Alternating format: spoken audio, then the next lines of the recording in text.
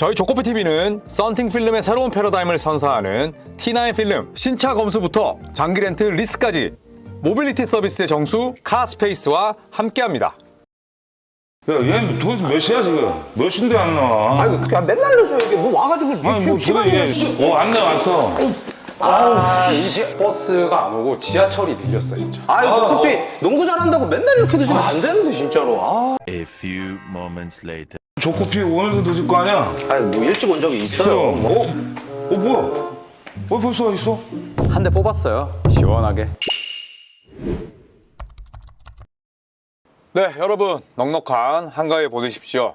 이번 추석 연휴가 굉장히 긴데 맛있는 것도 많이 챙겨 드시면서 또 멋진 쉼표가 되길 바라면서 자, 조코피TV와 함께하는 30개 팀 프리뷰 팀 바이 팀 오늘은 덴버 너게츠로 떠나보겠습니다. 자, 덴버 너게츠는 2023년에 우승을 달성했죠. 하지만 그 이후에 우승이 없는 상황인데 이번 여름에 덴버는 그야말로 결단을 내렸습니다. 본인들이 직접 뽑고 키운 마이클 포터 주니어를 내보내는 대가로 여러 선수들을 영입하면서 셀러리의 숨통도 텄고 또 덴버의 가장 큰 문제였던 얇은 벤치, 허약한 로스터를 큰 폭으로 업그레이드를 했습니다. 카메론 존슨을 트레이드했죠. 마이클 포터 주니어와 1라운드 픽을 주는 대가로 캠 존슨이 왔고요. 그리고 덴버의 우승을 이끌었던 브루스 브라운이 미니멈으로 합류합니다. 팀 하더웨이 주니어 역시 데려왔고요. 요나스 발렌슈나스는 트레이드로 영입을 합니다. 다리오 샤리치가 떠났고요. 그리고 캐슬러 에드워즈도 FA로 가세했고 스펜서 존스 역시 덴버 유니폼을 입게 됐습니다. 자, 마이클 포터 주니어는 떠났죠. 네, 그리고 러셀 웨스트브룩은 본인이 플레이 옵션을 거부했습니다. 그러니까 옵트 아웃하면서 팀을 또 떠났고요. 다리오 샤리치 트레이드, 디안드레 조던 FA, PJ 홀 FA, 블라코 찬차르 역시나 FA, 트레이 알렉산더 역시도 자유계약 선수 자격을 얻고 팀을 떠났습니다. 자, 이사이오 시즌 요약을 한번 해볼까요? 50승 32패를 기록을 했습니다. LA 레이커스와 성적이 같았고 서부 컨퍼런스 4번 시드로 플레이오프에 돌입을 하죠. 아쉽게 오클라호마 시티 썬더에게 2라운드 7차전까지 가는 접전 끝에 패하긴 했습니다만 디펜딩 챔피언 OKC를 상대로 가장 괴롭혔던 팀은 다름 아닌 덴버였죠. 자, 지난 시즌 덴버의 가장 큰 문제는 수비였습니다.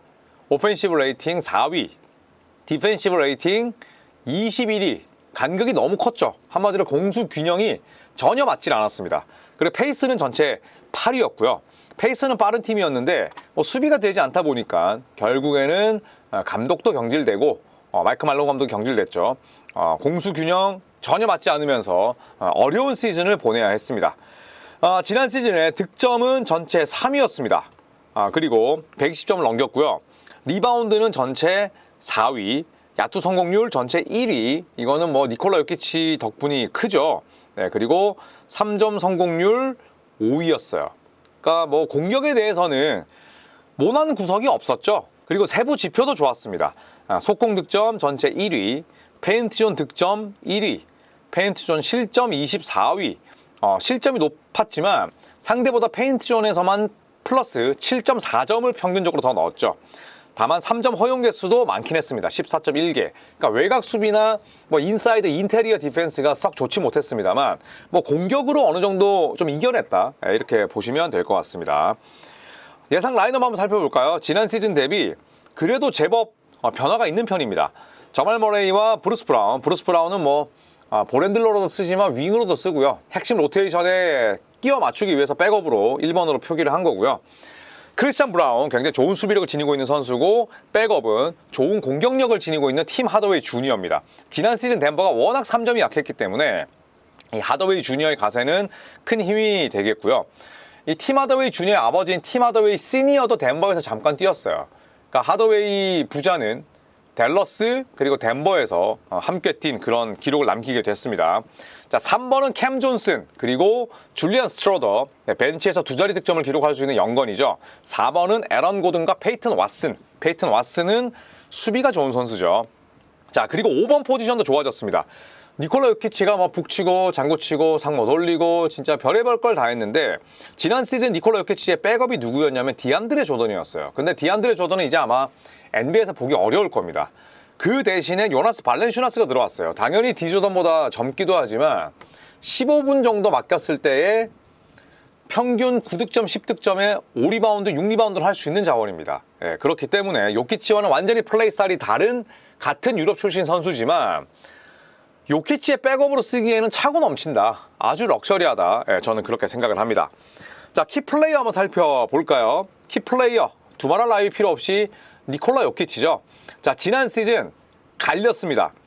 빅맨인데 그것도 거구의 빅맨이 36.7분을 뛰었는데 커리어 하이였고요. 평균 29.6득점 커리어 하이, 12.7리바운드, 10.2 어시스트 커리어 하이. 평균 트리플 더블 시즌을 보냈죠. NBA 역사상 평균 트리플 더블 시즌을 보낸 유일한 빅맨입니다. 그 전에는 뭐 오스카 로버슨, 러셀 웨스브룩이 전부였죠.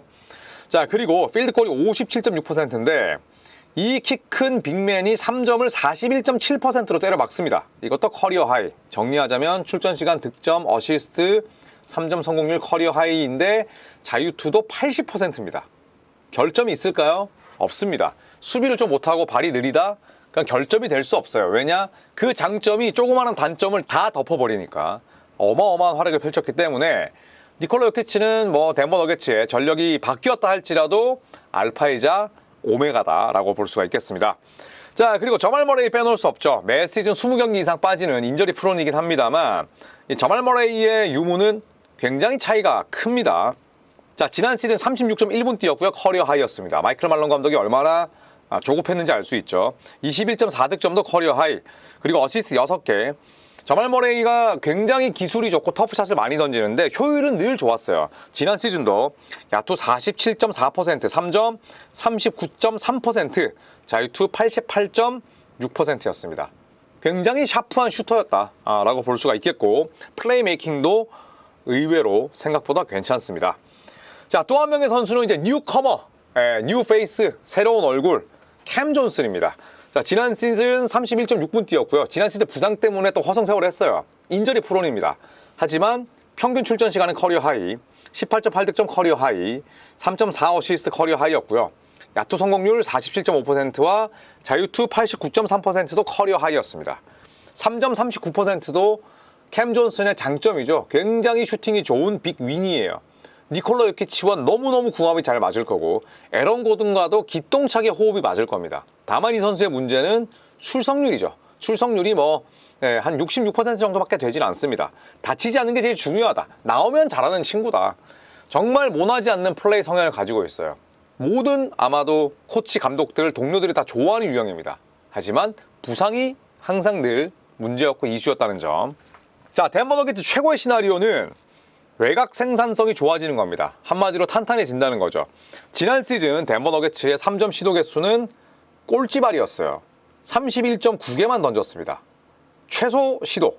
그리고 성공 개수 28위, 12개. 그러니까 쿼터당 한 3개 정도밖에 넣지를 못했어요. 현대농구에서 3점 넣지 못하면 그냥 공격에서 젬병이 됩니다. 물론 그럼에도 불구하고 니콜라 요키치의 존재 덕분에 지난 시즌 덴버의 오펜시브 레이팅이나 실질적인 그런 위력들이 대단했지만 3점에 대한 갈증은 분명히 있었죠. 네, 그런데 포터 주니어가 물론 떠난 건 아쉽지만 캠 존슨과 하더웨이 주니어 이 두 명으로 연성했다면 저는 괜찮다. 그리고 만약에 이 괜찮은 수치가 실질적으로 괜찮은 지표로 이어진다면 최고의 시나리오다라고 생각을 합니다. 자, 그리고 두 번째는 견고해진 수비 조직력입니다.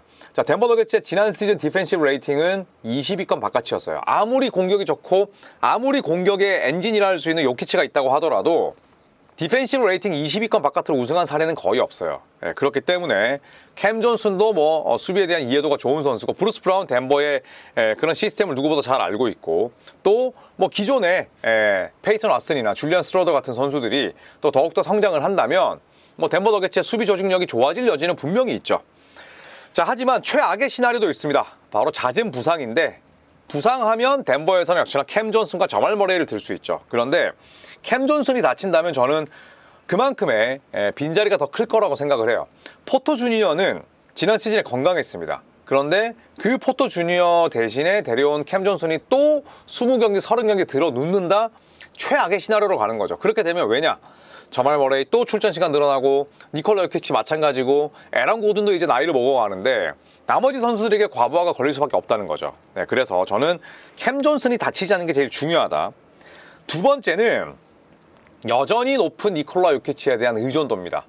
요키치 지난 시즌에 진짜 헥헥거리면서 뛰었어요. 물론 뭐 세상 만사 귀찮다는 표정으로 뛰는 그 장점이 있긴 합니다만 요키치도 이제 나이를 먹어가고 있고 요키치에 대한 의존도가 플레이오프에서 높아지는 건 오케이.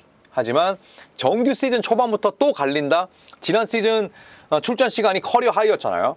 데이비드 아델만 감독이 가장 신경 써서 관리해야 될 선수는 캠 존슨이나 저말 머레이가 아니라 니콜라 요키치다. 이렇게 생각을 합니다. 더구나 이번에 유로바스켓도 다녀왔기 때문에 더더욱 요키치에 대한 관리가 필요하죠. 자, 그래서 제가 한번 예언을 해보도록 하겠습니다.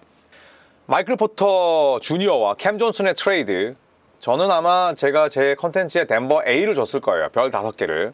가장 큰 이유는 셀러리 숨통이 트면서 여러 명을 쪼개서 영입할 수 있었다는 거죠. 브루스 브라운도 지금 덴버 떠나서 개고생했잖아요. 뭐 개고생이라는 표현은 좀 그렇지만 여러 팀 전전하다가 결국 덴버로 돌아온 이유는 그만큼 요키치, 저말 머레이와 함께 뛰는 환경이 좋기 때문입니다.